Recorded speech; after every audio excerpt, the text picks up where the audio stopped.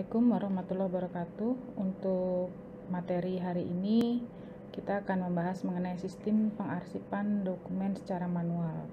Meskipun kita sama-sama tahu bahwa sistem arsip saat ini sudah banyak menggunakan teknologi, tapi ada beberapa perusahaan atau arsip yang memang tetap masih dilakukan pengarsipannya secara manual. Dan di bab ini kita akan belajar mengenai arsip secara manual, dan di bab selanjutnya minggu depan baru bagaimana sistem pengarsipan secara elektronik ya. Anda bisa buka bukunya untuk mengikuti materi saya di halaman 163 ya. Sebelum masuk ke dalam sistem pengarsipan, kita sepakati dulu apa yang dimaksud dengan arsip ya. Arsip adalah sebuah berkas informasi, atau dengan kata lain, arsip merupakan naskah informasi yang dibuat dan diterima oleh lembaga negara atau swasta dalam bentuk tunggal atau kelompok untuk kegiatan administrasi. Ya, jadi fungsinya arsip ini adalah sebagai bagian dari administrasi. Nah, siapa yang akan mengarsip atau melakukan pengarsipan? Biasanya dilakukan oleh seorang staf administrasi. Nah, tidak hanya staf administrasi, tetapi apabila dalam suatu perusahaan itu tidak memiliki orang yang khusus membuat suatu sistem kearsipan, maka seorang sekretaris pun harus menguasai sistem pengarsipan ini ya. Jadi ketika Anda mengarsip, dokumen-dokumen ini harus konsisten ya dalam hal pengaturannya dan penyimpanannya, sehingga ketika dokumen-dokumen ini akan dicari, dapat dengan mudah dan cepat ditemukan pada saat kita membutuhkannya.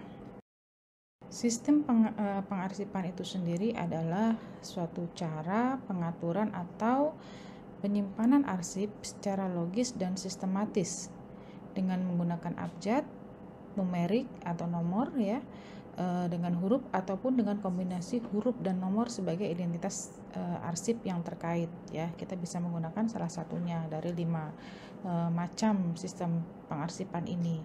Atau dengan kata lain, pengarsipan merupakan suatu proses penyimpanan dan mengelola dokumen arsip menurut sistem pengarsipan tertentu, tergantung dari kesepakatan atau cara mana yang mau digunakan dalam sistem pengarsipan kita di perusahaan tersebut. Tujuan arsip yang pertama yaitu sebagai referensi, di mana arsip mempunyai fungsi yang sangat penting sebagai sumber informasi dan dokumentasi.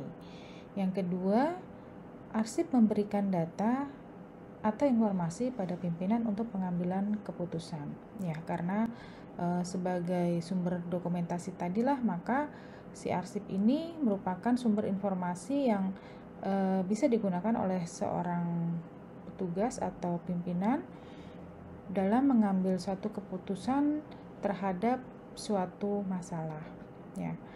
Kemudian yang ketiga, arsip juga bisa digunakan sebagai fungsi memberikan keterangan vital, yaitu sebagai fungsi otentik ya, apabila diperlukan arsip dokumen dalam memberikan bukti-bukti dalam suatu permasalahan atau kasus hukum ya, contohnya seperti itu.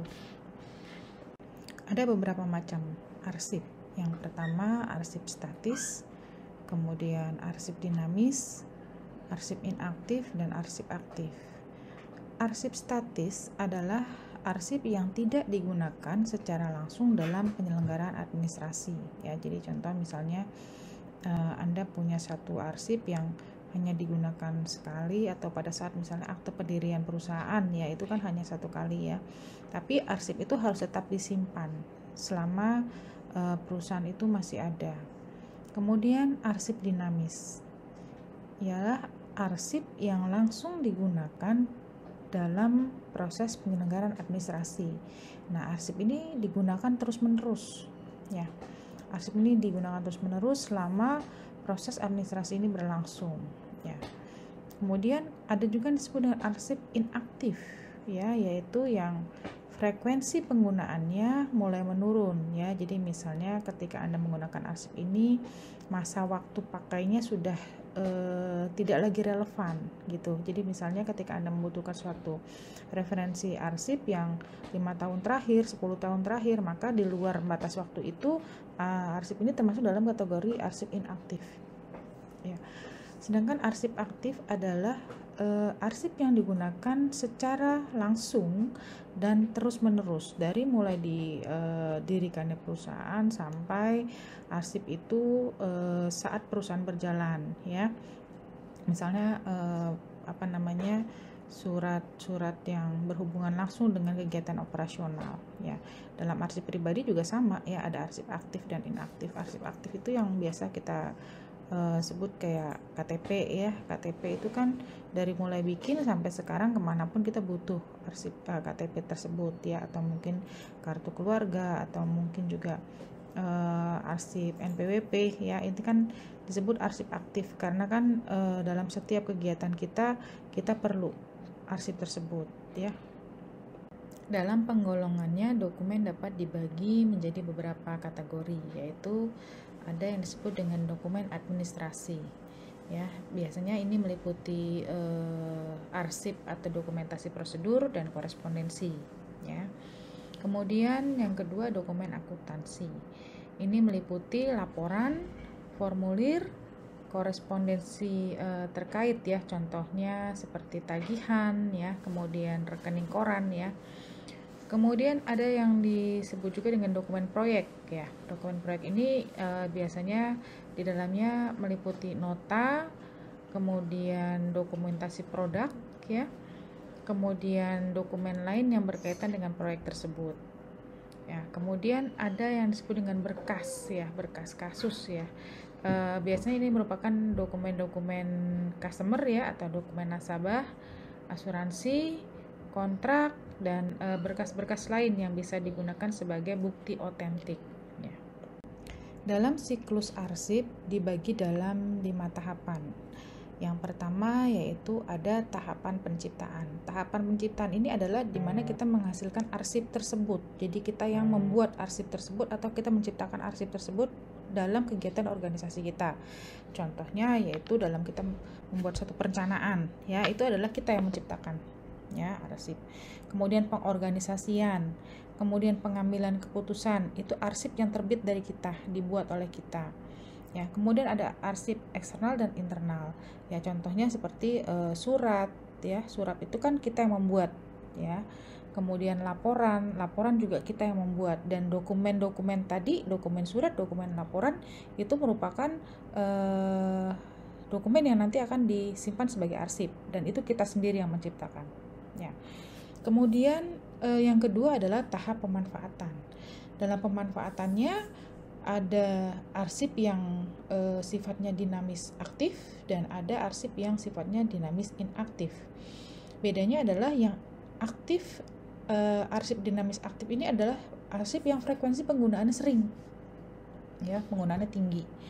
Kemudian yang inaktif adalah frekuensinya arsip yang frekuensi penggunaannya jarang ya. Kemudian tahapan yang ketiga adalah tahapan penyimpanan ya.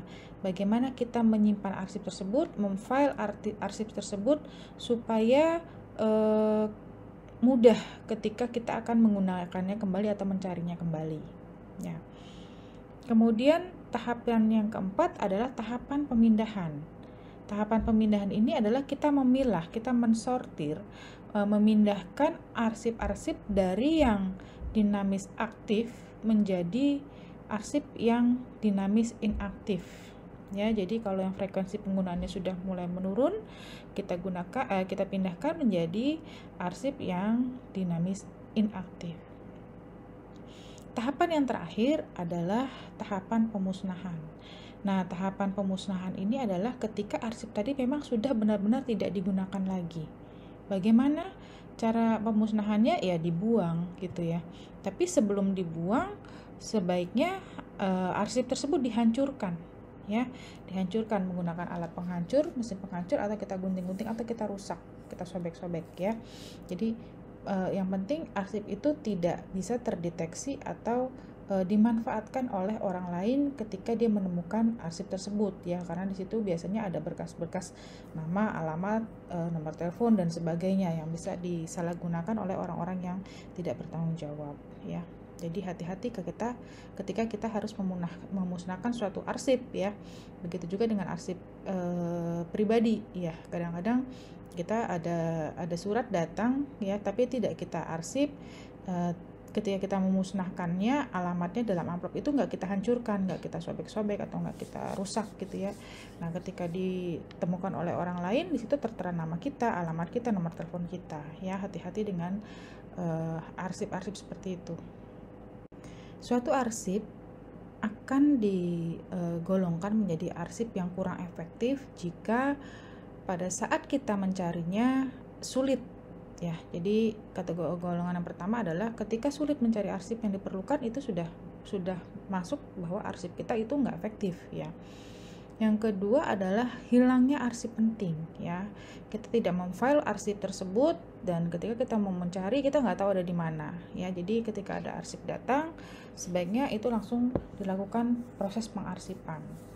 Yang ketiga adalah kondisi banjir arsip. Nah, ini kondisi banjir arsip ini teman-teman kadang-kadang gini, arsipnya banyak nggak langsung di file, tapi nunggu sampai terkumpul banyak. Ketika sudah banyak, Anda bingung sendiri ini kategorinya masuk kemana.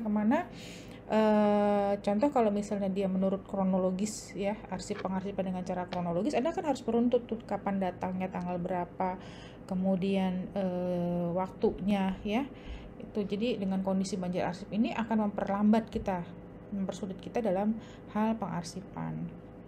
Yang terakhir adalah ruangan kantor yang tersita untuk penyimpanan arsip. Nah, ini kalau arsipnya sudah banyak, kita nggak sortir, kita tidak melakukan tahapan yang tadi ya, pemindahan ya, kemudian penghancuran ya, maka arsip ini menjadi banyak, udah nggak ada space lagi buat nyimpennya ya, jadi tidak efektif ya. Maka tahapan-tahapan yang tadi harus benar-benar dilalui dalam siklus penyimpanan arsip.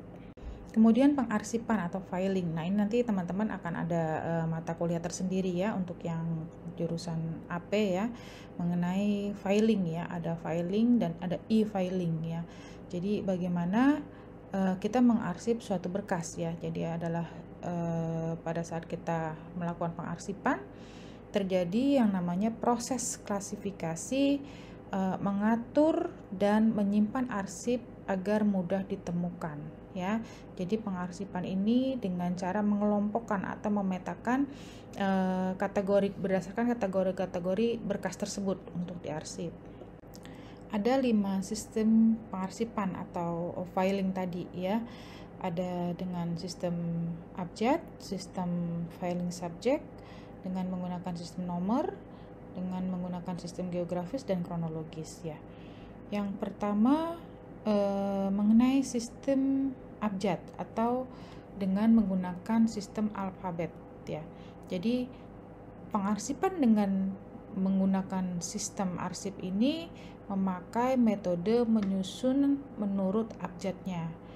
Umumnya dipakai untuk arsip yang dasar penyusunannya dilakukan terhadap nama orang, atau bisa juga berdasarkan nama perusahaan atau nama organisasi, nama tempat ya, kemudian nama benda, atau berdasarkan subjek masalah. Nah, cara menyusunnya yaitu dengan cara mengindeks ya. Bagaimana ketika kita mengindeks file tadi ya, dengan petunjuk atau tanda pengenal ya, untuk memudahkan ketika kita mencarinya. Jadi kita tahu posisi tempat penyimpanan dokumen tersebut ada di mana ya. Jadi contoh ketika kita mengindeks dengan nama orang ya, contoh Dr. Darmawan gitu ya, Dr. Darmawan. Kemudian ketika kita menulisnya Dr. Darmawan, namanya sendiri kan sudah D ya, Darmawan, tapi ada dokter di depannya gitu ya. Maka kita akan menulisnya namanya dulu nih, karena tadi berdasarkan nama kan, Darmawan dalam kurungnya, nanti belakangnya baru dokter ya. Kalau dia namanya nama panjang misalnya Darmawan Astrid misalnya seperti itu, berarti Darmawan, Astrid dalam kurung dokter, seperti itu ya. Nah, ini kadang-kadang nih teman-teman ketika nih contoh ya, kalau misalnya kita lagi bikin suatu list ya, seminar, daftar hadir ya.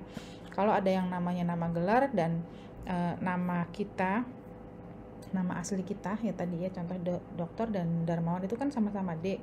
Nah, ini kategorinya masuk kemana nih ketika dia nulis? Kalau memang penggolongannya berdasarkan nama, ya berarti namanya yang di depan gitu ya. Untuk penggolongan berdasarkan abjad ya atau nama, nanti teman-teman bisa baca lebih detailnya lagi. Misalnya gini, kalau di halaman 165 ya, 165 sampai 167 ya, karena ada beberapa kasus yang memang harus dibedakan ya. Jadi contoh kalau kita punya family name ya, jadi arsipan berdasarkan nama keluarga. Kalau di luar negeri kan biasanya kayak Anda bikin daftar pustaka itu family name-nya dulu yang dimasukkan ya. Jadi contoh Haris Setiadi, maka yang ditulisnya bukan H-nya tapi Setiadinya dulu, Setiadi Haris, seperti itu ya. Kemudian kalau misalnya namanya nama perempuan tapi di belakangnya ada nama family-nya tadi ya, nama ayahnya, berarti yang diindeks bagaimana, apakah langsung namanya atau tidak. Kemudian nama-nama yang ditulis dengan singkatan, misalnya kayak W.S. Rendra gitu ya, apakah ditulisnya W-nya dulu atau R-nya dulu gitu ya. Nah, secara lengkapnya itu nanti Anda bisa baca di buku. Nah, kemudian di dalam penulisan yang akademik ya, jadi contoh kayak Anda membuat satu daftar pustaka, itu ada caranya ya, bagaimana kita ketika kita menulis suatu nama ya. Jadi kalau nama itu terdiri dari tadi namanya, nama berdasarkan nama orang ya, kita kan harus mengindeks tuh kalau dalam daftar pustaka dari A sampai Z juga ke bawah. Nah, itu bagaimana sih caranya, tergantung dari aturan yang digunakan pada saat penulisan saat itu ya. Yang kedua adalah sistem filing berdasarkan subjek ya. Ini pengelompokannya berdasarkan masalah-masalah per satu subjek ya. Contohnya di dalam bidang kepegawaian. Anda bisa mengelompokkannya berdasarkan pokok masalah pegawai, misalnya gaji pegawai, berdasarkan cuti, berdasarkan kenaikan pangkat ya, kemudian berdasarkan golongan pajak atau berdasarkan administrasi ya. Jadi ini berdasarkan subjek dari pengelompokan filenya. Yang ketiga yaitu berdasarkan sistem nomor ya. Contohnya arsip ini menggunakan kode nomor sebagai pengganti nama orang atau instansi. Contoh kayak di tempat kita Anda pakai nomor mahasiswa ya misalnya, atau perangkatan gitu ya. Jadi nomor mahasiswa atau NPM atau NIM ya, itu yang digunakan sebagai acuannya. Atau berdasarkan golongan kelas, misalnya kelasnya 201, 202 dan sebagainya. Kemudian di lantai 3, 301, 302 dan sebagainya. Nah, ini arsip-arsip itu tadi berdasarkan kode nomor ya, kode nomor yang digunakan sebagai pengganti nama orang atau nama instansinya. Yang keempat yaitu berdasarkan sistem geografis. Nah, berdasarkan sistem geografis ini dikelompokkan berdasarkan daerah, wilayah dan geografisnya ya. Bisa berdasarkan nama tempat, nama kota atau daerah-daerah yang bisa diindeks. Contohnya nama tempatnya dulu, baru kotanya, baru daerahnya. Contoh kayak daerah tingkat 2 Bogor diindeks menjadi Bogor, daerah tingkat 2. Atau mungkin berdasarkan, kalau di kita biasanya ada urutannya ya, dari kayak misalnya kota Bekasi ya, kota, kemudian nanti ada per wilayah dibagi lagi berdasarkan kecamatannya, masuk kecamatan mana nih, Bekasi Barat kah, kemudian di bawahnya lagi ada kelurahannya, ada kelurahan mana, kelurahan Jaka Sampurna, kelurahan Jatimulya, misalnya seperti itu. Nah, di bawah kelurahan masih ada lagi per wilayah RW ya, per wilayah RW, masuk RW mana. Nanti di bawahnya RW masih ada lagi pembagian lagi berdasarkan kompleknya atau berdasarkan RT-nya misalnya seperti itu, sampai ke satuan wilayah yang terkecil ya. Nah, yang kelima berdasarkan sistem kronologis. Nah, sistem kronologis ini biasanya disusun berdasarkan tanggal atau urutan ya.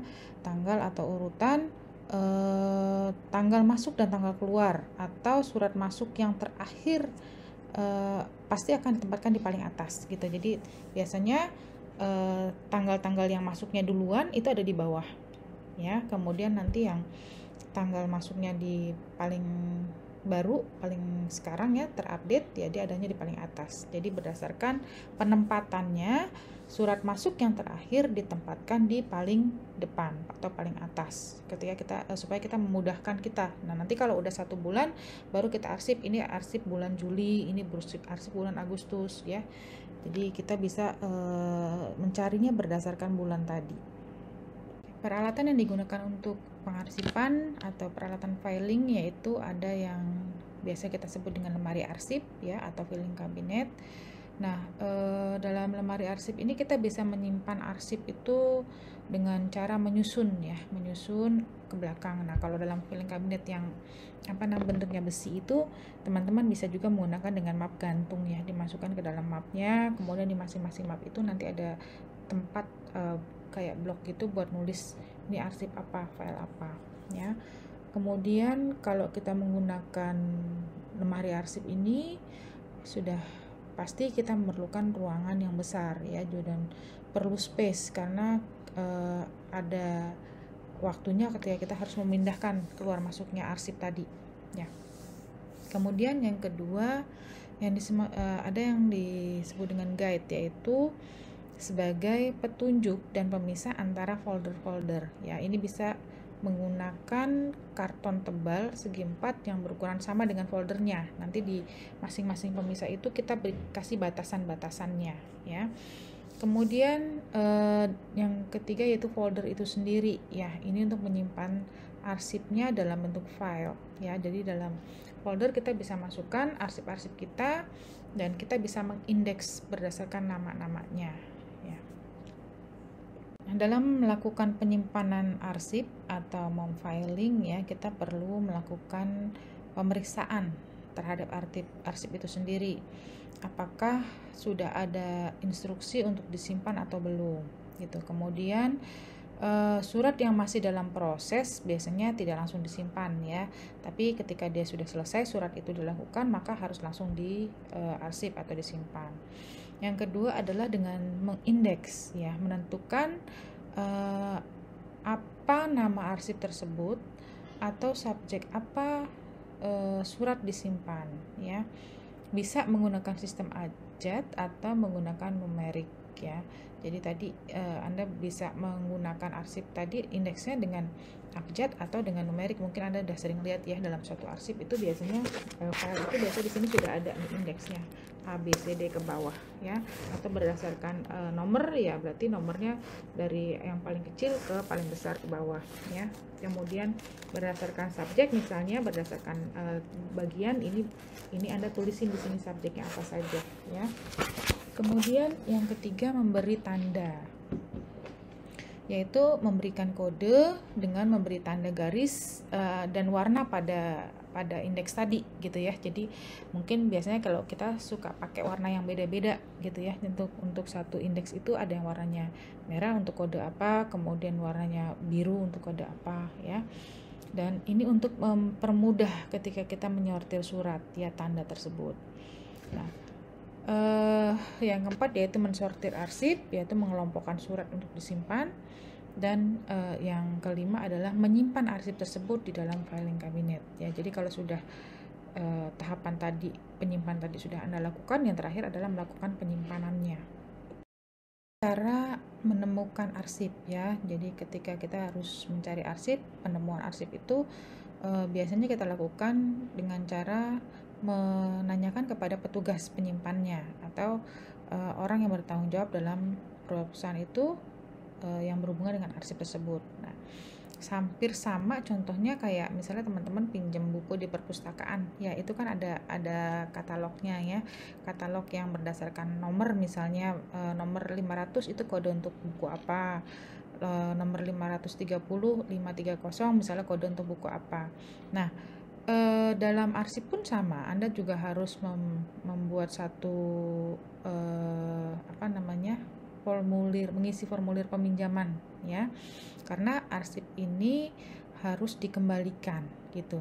Jadi nanti Anda harus cantumkan siapa nama peminjamnya, nomor arsipnya, tanggal harus kembalinya, dan pengesahan petugasnya. Itu ada buku yang Anda harus isi secara internal.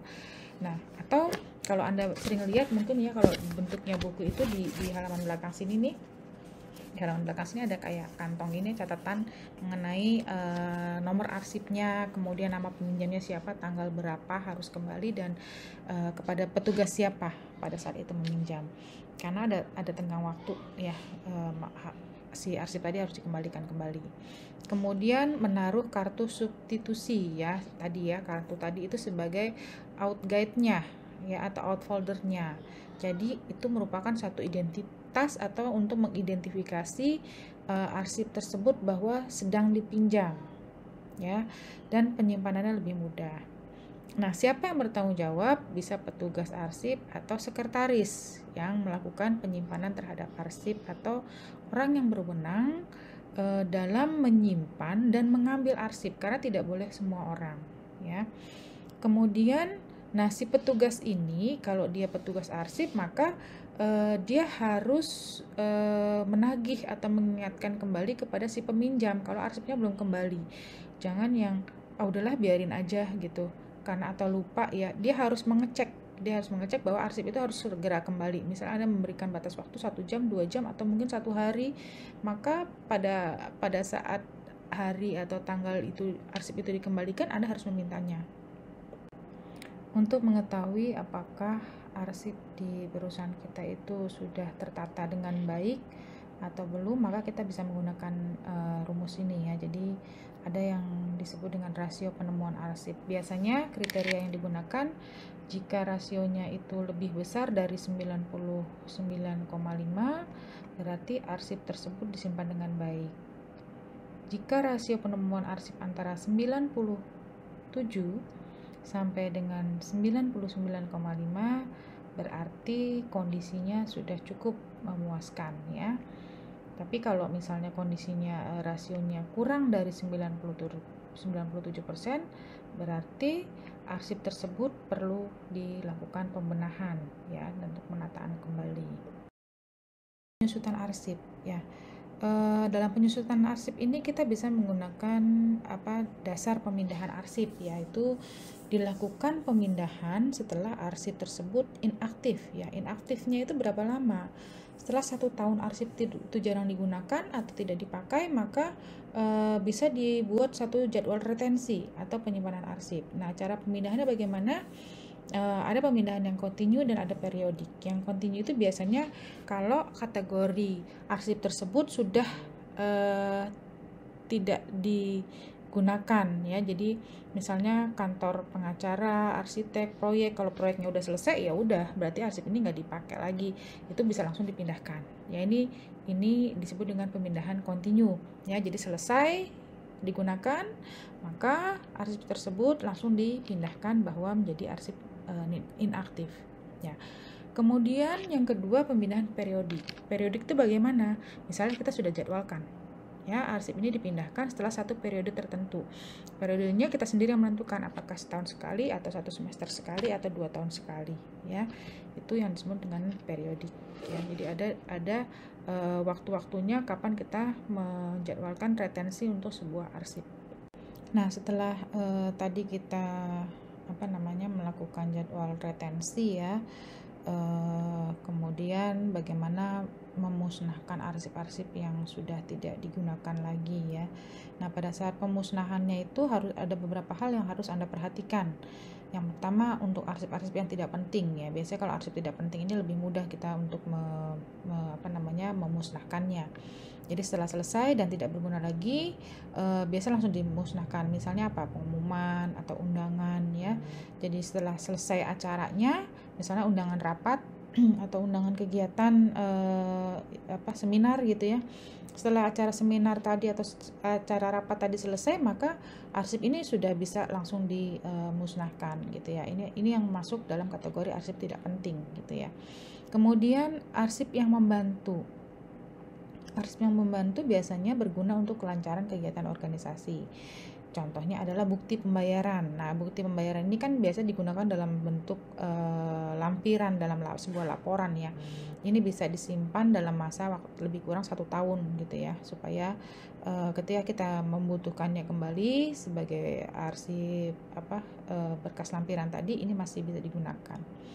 Kemudian ada arsip penting. Arsip penting adalah arsip yang digunakan untuk kelangsungan suatu kegiatan atau usaha. Ya, contohnya adalah data laporan keuangan. Ya, ini merupakan arsip penting. Nah, ini kita yang menentukan seberapa lama kita mau menyimpan dalam retensi tadi arsip ini. Kadang-kadang kan gini, menurut laporan keuangan 3 tahun perusahaan ini, 3 tahun masa berjalannya perusahaan ini mengalami peningkatan. Kita butuh data itu untuk membuat satu grafik ya, grafik omset, grafik laporan keuangan, apakah grafiknya naik atau turun ya. Nah, ini kita sendiri yang memutuskan seberapa penting, apakah 3 tahun, apakah 5 tahun ya. Kemudian yang terakhir adalah arsip-arsip yang vital ya. Arsip-arsip vital ini adalah biasanya menentukan eksistensi satu organisasi atau perusahaan dan tidak bisa dimusnahkan sampai kapanpun atau jangan dimusnahkan ya. Contohnya misalnya SK ya, SK tentang struktur organisasi, meskipun di dalam struktur organisasi tadi berubah, misalnya tadinya direktur keuangannya dijabat oleh Bapak A, kemudian pada masa sekarang ini udah 5 tahun berjalan, sudah ada pergantian pimpinan, maka struktur tadi sebaiknya tidak dimusnahkan karena SK itu sangat penting ya, dan dia bisa digunakan sebagai bentuk sejarah ya, sejarah atau mungkin digunakan sebagai company profile-nya suatu perusahaan ya. Kemudian arsip penting lainnya adalah tadi ya, data laporan keuangan. Nah, ini tergantung dari perusahaannya teman-teman. Biasanya sih kalau data laporan keuangan juga masuk kategori yang tidak dimusnahkan ya. Kemudian hak cipta. Ya, hak cipta dalam suatu produk misalnya itu tidak dimusnahkan. Kemudian arsip rekam medik ya di rumah sakit ya, arsip-arsip pasien itu tidak dimusnahkan. Kemudian data mahasiswa, data murid ya, ini tidak dimusnahkan. Kenapa? Karena selama mahasiswa tersebut masih belajar di situ ya, data itu masih ada. Bahkan kadang-kadang kita sudah lulus pun kita indeks dengan nomor mahasiswa kita masih tercatat sebagai pernah berkuliah di situ atau pernah bersekolah di situ pada angkatan keberapa atau tahun berapa ya. Ini adalah contoh jadwal retensi ya, kita bisa menggunakan ini sebagai acuannya. Arsip-arsip mana saja yang masuk kategori golongan arsip tidak penting, arsip penting, arsip yang membantu ya. Jadi contohnya seperti ini tadi. Jadi contohnya dalam kategori arsip-arsip yang vital tadi ada akte pendirian perusahaan ya, daftar saham, akte SK pengangkatan. Ini merupakan arsip abadi ya, dia dipakai sampai kapanpun. Jadi tidak dimusnahkan. Ada pertanggungjawaban keuangan. Nah, ini umur arsipnya bisa aktif selama 5 tahun, tapi setelah dia 25 tahun maka baru bisa dimusnahkan ya. Surat perjanjian, berkas ya, ini sesuai dengan keperluan kita atau sesuai kesepakatan kita. Kalau kita butuh masih dalam waktu 30 tahun ya berarti kita tentukan bahwa umur arsip ini selama 30 tahun. Setelah 30 tahun baru bisa dimusnahkan ya. Kemudian laporan-laporan yang membantu biasanya ini 10 tahun ya, periodiknya 10 tahun ya. Jadi digunakan sebagai data pendukung kalau ketika kita membuat satu laporan tahunan atau kita membuat satu neraca 10 tahun perkembangan perusahaan ini, maka kita bisa lihat bagaimana peningkatan grafiknya. Nah, itu menggunakan 10 tahun terakhir. Sama seperti kalau misalnya kita di akademik juga kan, kalau kita menulis suatu referensi untuk penelitian, jurnal atau laporan skripsi atau TA, kita perlu data buku referensinya 5 tahun terakhir atau 10 tahun terakhir yang bisa digunakan. Jadi lebih dari itu, misalnya Anda bikin penelitian tahun 2021, Anda udah nggak bisa lagi pakai tahun 1970 gitu atau 1980 karena sudah lewat masanya. Kemudian arsip tidak penting ya, arsip tidak penting ini tadi 1 bulan ya, atau mungkin selesai event ya, selesai event kegiatan tersebut sudah selesai ya sudah, baru bisa dimusnahkan. Nah ini adalah contohnya dan teman-teman bisa buat sendiri berdasarkan kebutuhan organisasi tempat Anda bekerja atau di perusahaan Anda bekerja, atau bisa juga digunakan sebagai patokan ketika kita menyimpan arsip-arsip kita secara pribadi ya. Kemudian untuk materi sistem pengarsipan dokumen secara manual, apabila masih ada yang ditanyakan atau ingin disampaikan, kita akan diskusikan setelah saya tutup materi share screen presentasi ini. Terima kasih.